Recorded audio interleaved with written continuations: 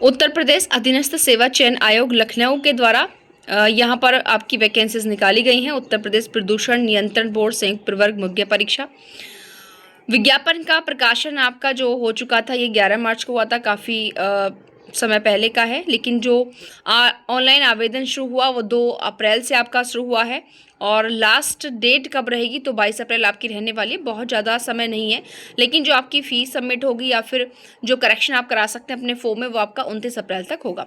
तो 22 अप्रैल है केवल आपकी फॉर्म फिल करने की, तो आप लोग देर ना क्या करें। वैसे तो इसमें केवल ऐसा नहीं कि लीगल वालों के लिए है, अगर वेरियस डिपार्टमेंट के अंदर यहाँ पर अपॉर्चुनिटी है बच्चों के लिए, लेकिन हमारा मेन फोकस जो है वो आपका लॉ स्टूडेंट्स के लिए है। अगर मैं यहाँ पर बात करूँ कि टोटल वैकेंसीज में क्या है अलग अलग क्वालिफिकेशन के लिए, तो टोटल 115 है। भारत के नागरिकों से ऑनलाइन आवेदन आमंत्रित किए जाएंगे, इंडियन सिटीजन्स के लिए है। लेकिन यहाँ पर जो है आपका प्रिलिमिनरी एलिजिबिलिटी टेस्ट पैट 2025 यहाँ पर ज़रूरी पास करना है, ये बात आप यहाँ पर ध्यान रखें। लेकिन और आगे का जो मेन फैक्ट है उसे स्टार्ट करने से पहले आपको मैं एक बार फिर से याद दिला दूं कि यदि आप चैनल पर नए हैं या आपने चैनल को सब्सक्राइब नहीं किया है तो प्लीज़ चैनल को सब्सक्राइब कर लीजिए, ताकि इस तरह के वीडियोस का नोटिफिकेशन आपको मिलता रहे। तो क्योंकि हम अपने चैनल के माध्यम से लीगल फील्ड के अंदर जो भी नोटिफिकेशन आता है लीगल जॉब का, उसकी वीडियो आपके लिए लेकर आते हैं और ये वीडियो आपके पास तभी तक पहुँचेंगी जब आप इस फॉर्म को फिल कर लेंगे। तो ये पूरा का पूरा प्रोसेसर है कि कैसे आप जो है ऑनलाइन फॉर्म अपना फिल कर सकते हैं। ठीक है, यहाँ पर सबसे पहले देखते हैं आपका क्राइटेरिया जो है वैकेंसीज का।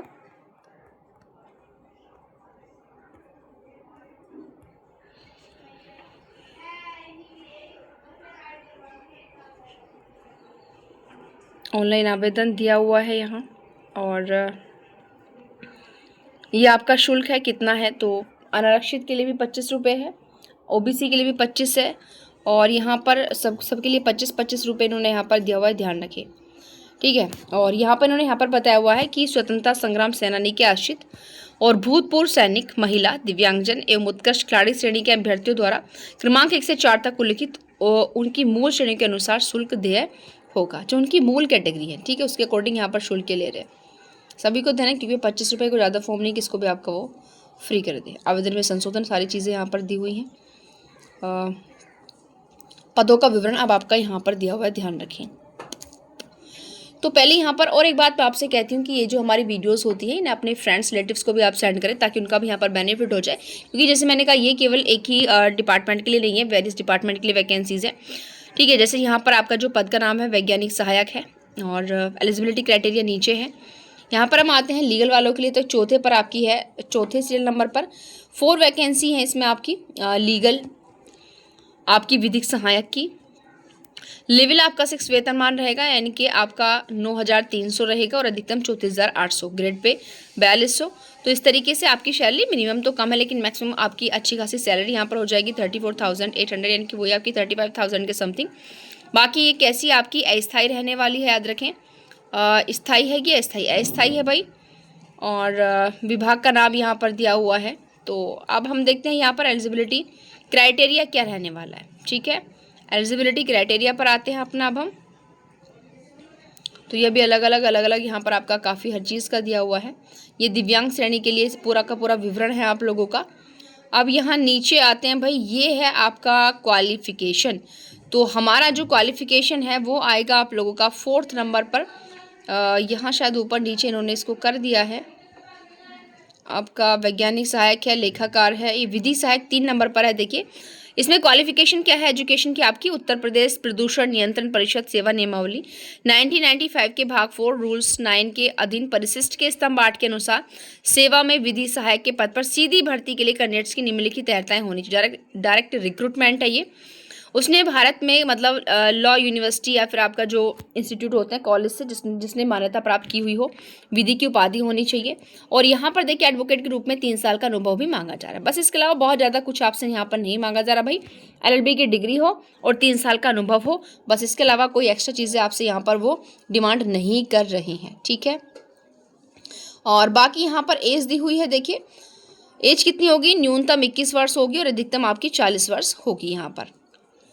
ठीक है, नॉर्मली जो आपकी किसी भी जॉब के अंदर रहती है वो है।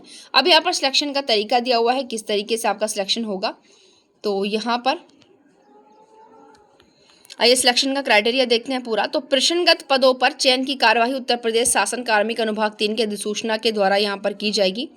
और जो उत्तर प्रदेश समूह सी के पदों के लिए सीधी भर्ती नियमावली 2015 वो सारा यहाँ पर डिटेल दिया हुआ है।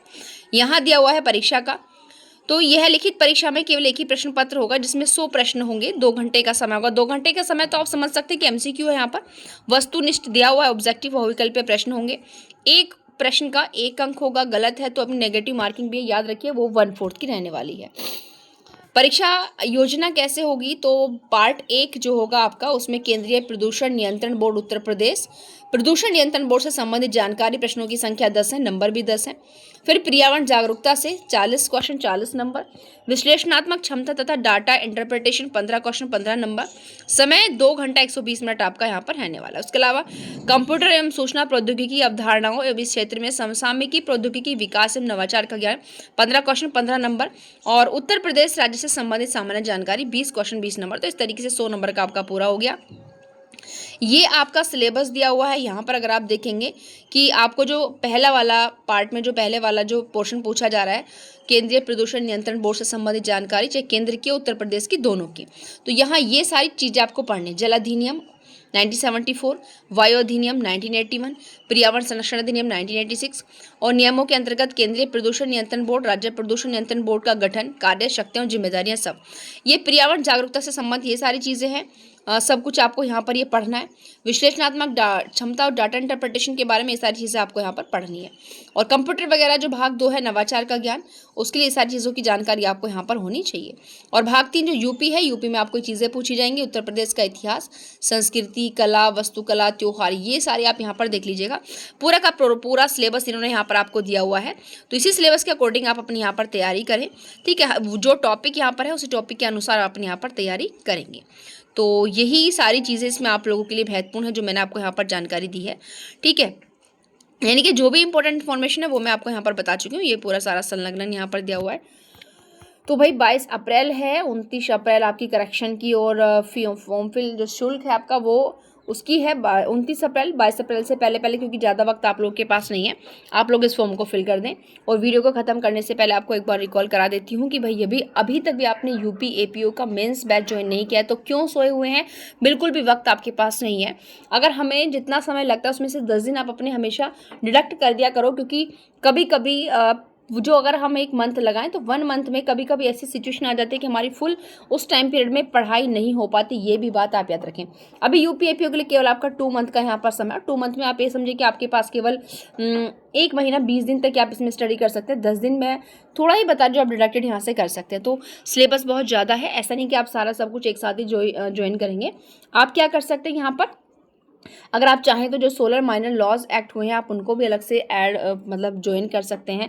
अगर चाहें तो आप और भी सारा कोर्सेज ज्वाइन कर सकते हैं, बहुत मिनिमम प्राइस के अंदर है। बट बात क्या है कि अगर आपको बनना है पब्लिक प्रोसिक्यूटर, वो भी यूपी में, तो फिर अगर आप देरी करेंगे तो भूल जाइए सिलेक्शन का। क्योंकि हम लॉ में भी पढ़ते हैं कि कानून उन्हीं का साथ देता है जो जागे हुए होते हैं, सोए हुए लोगों का साथ नहीं देता। तो यह कोर्ट जो है मैक्सिमम हर क्षेत्र के अंदर लागू होती है। लेकिन इसी प्रकार की वीडियो पाने के लिए आज ही करें चैनल को subscribe, like and comment and share video को। Thank you.